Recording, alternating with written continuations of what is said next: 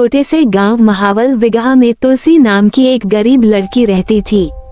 तुलसी की उम्र मुश्किल से 22 साल रही होगी, लेकिन उसके चेहरे पर गरीबी और संघर्ष की लकीरें साफ दिखाई देती थीं।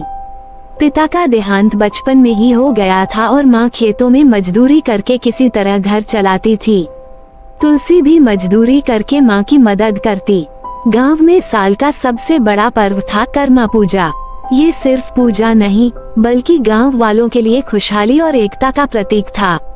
लेकिन तुलसी के लिए यह पर्व हमेशा दर्द और अभाव लेकर आता था, क्योंकि हर साल जब लोग नए कपड़े पहनकर गीत संगीत में डूबे रहते, तब तुलसी पुराने फटे कपड़ों में चुपचाप एक कोने में बैठी रहती।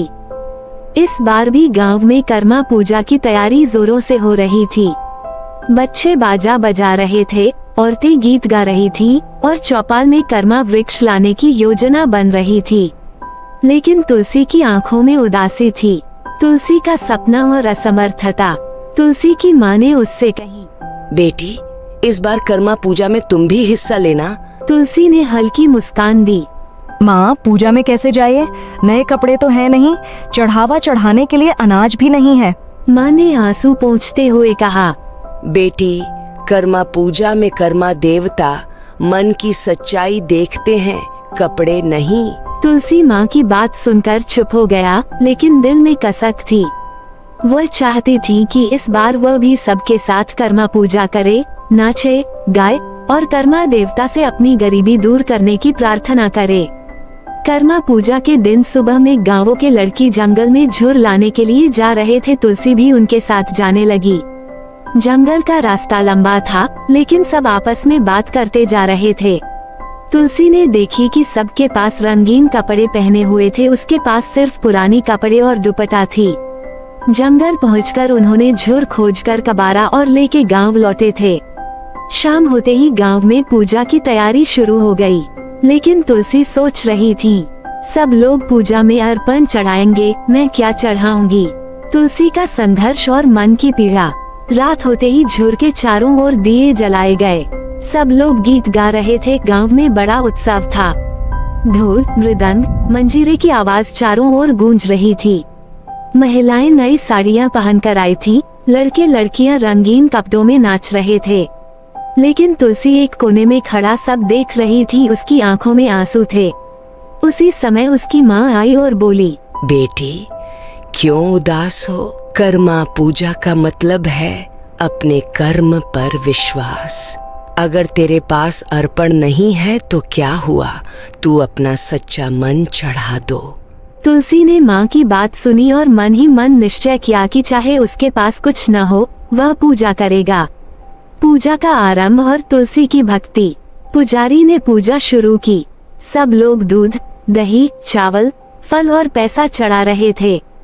तुलसी के पास कुछ नहीं थी। उसने अपनी पुरानी दुपट्टा उतारी, उसे जमीन पर बिछाया और झुर को प्रणाम किया।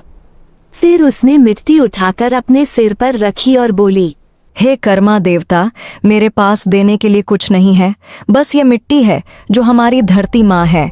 इस मिट्टी में मेरी मेहनत, मेरी माँ के पसीने की खुशबू है, इसे स्वीकार करो। ये देखकर लोग हैरान रह गए। किसी ने कभी ऐसा अर्पण नहीं देखा था, लेकिन तुलसी की चेहरा श्रद्धा और भक्ति से चमक रही थी।